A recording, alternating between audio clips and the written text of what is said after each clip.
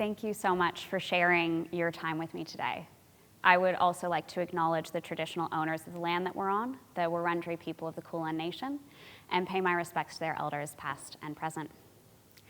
By way of introduction, my name is Julie Hirsh. I am the co-owner of 3 companies, a Telstra Victorian Businesswoman of the Year, and listed on Forbes 30 Under 30. But the most important thing that I want you to know about me is that I am not the smartest person in this room, not by a long shot. I was so excited when I was asked to speak on the topic of IQ at Melbourne High School, a selective school lauded for its strong academic reputation. To be in this room right now, you have to be pretty smart.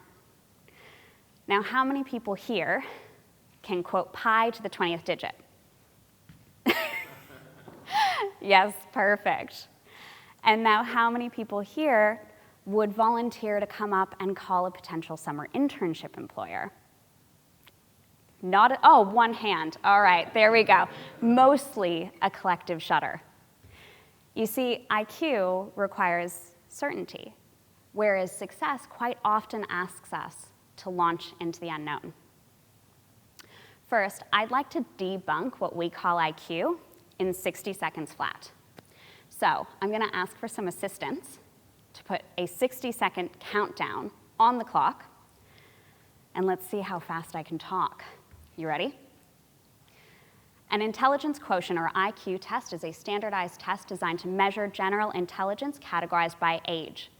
Yes, IQ scores are a strong statistical predictor of success if you're looking at wage data. However, let's put that into perspective, because if you're also looking at wage data, gender is a strong statistical predictor of success. So let's sprinkle some grains of salt onto that one. IQ tests were invented over 100 years ago, originally to identify students who needed additional academic support. A good thing. In that 100-year history, though, they have been used to promote racist and ableist theories with tragic results. IQ tests have been held up as proof that certain racial groups are intellectually superior to others. This has led in its extremities to things like cleansing policies in Nazi Germany and forced sterilization policies in the United States.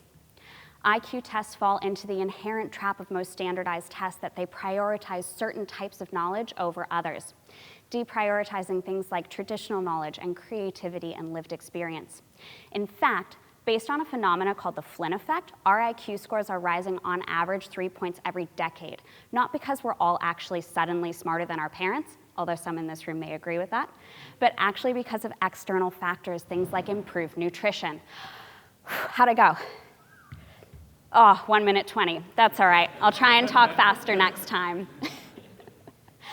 Yes, IQ tests can measure our reasoning and our problem-solving skills, but they cannot measure our potential, and they do not measure our ability to thrive in uncertainty.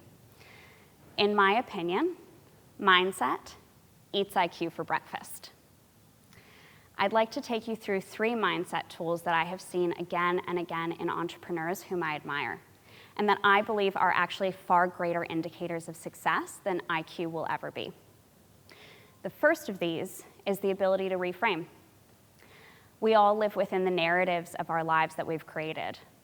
My narrative is that I am, unfortunately, what is called a serial entrepreneur, which means that I can describe my entrepreneurial journey in 5 words.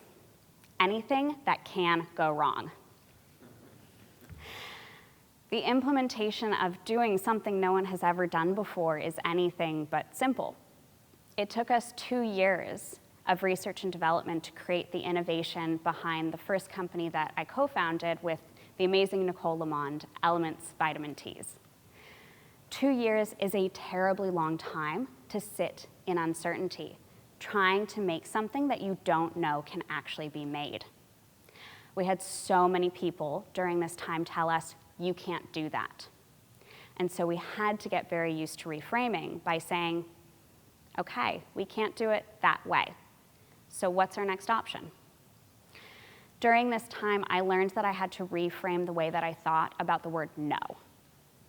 I used to think that no was a stop sign, the end of the road. But actually, it's simply someone telling you that you've taken a wrong fork in the road. You might have to backtrack miles to find where that wrong turn was, but there is always another path forward.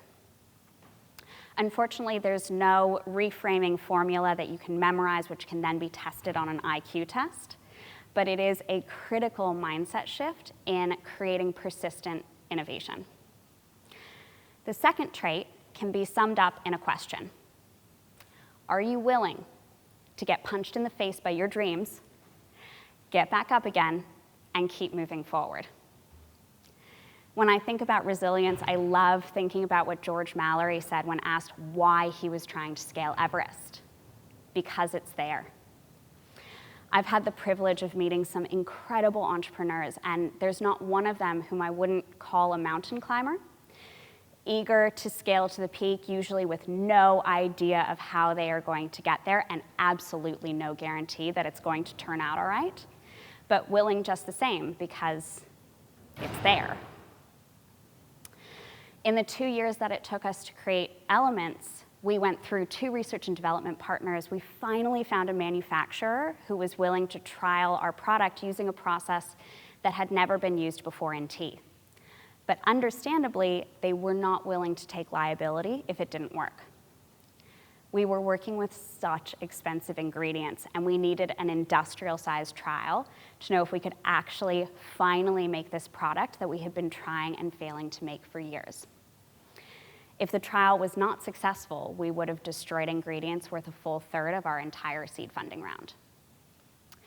There were a lot of sleepless nights, but it did work. Although I will say that with the lessons we had learned at that point, I think we would have found another way forward if it hadn't. In the end, our 2-person company created a patent-pending method for blending fruit and herbal extracts, which had naturally occurring vitamins, with our fair trade teas in what became Elements Vitamin Teas. IQ may have given us a competitive edge during this phase, but it was resilience that kept us trying again and again and again and again until we found a solution. The third trait is what has been called a willingness to fail, but I actually think it goes far beyond that. It's the ability to view failure as equally valuable, if not more so, than success.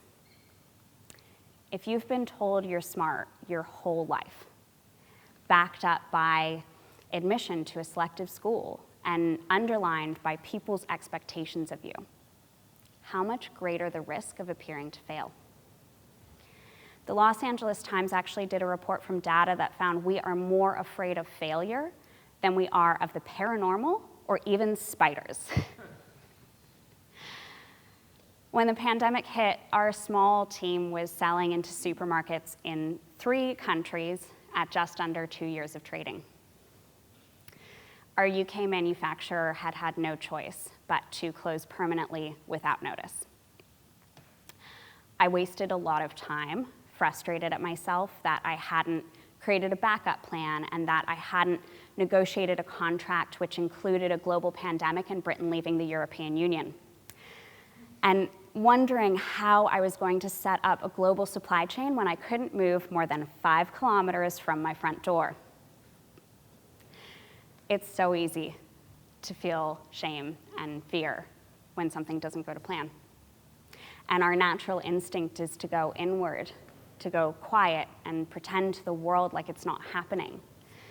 But I encourage you to do the exact opposite, because there are so many people cheering you on from the sidelines. I called friends and colleagues and mentors for their ideas, their advice, and their support.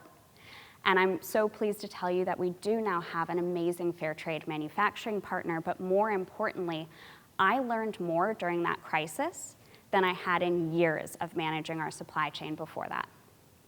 And what I actually learned was that the mistakes we make along the way do not diminish how far we've come. They are a crucial part of that journey.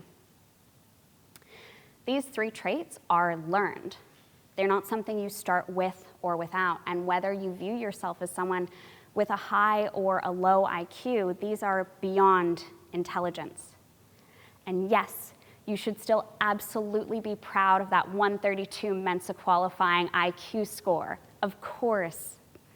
But I challenge you to go beyond that, Because if we commit to cultivating more than just IQ, I truly cannot wait to see the amazing things we create. Thank you so much for sharing your time today.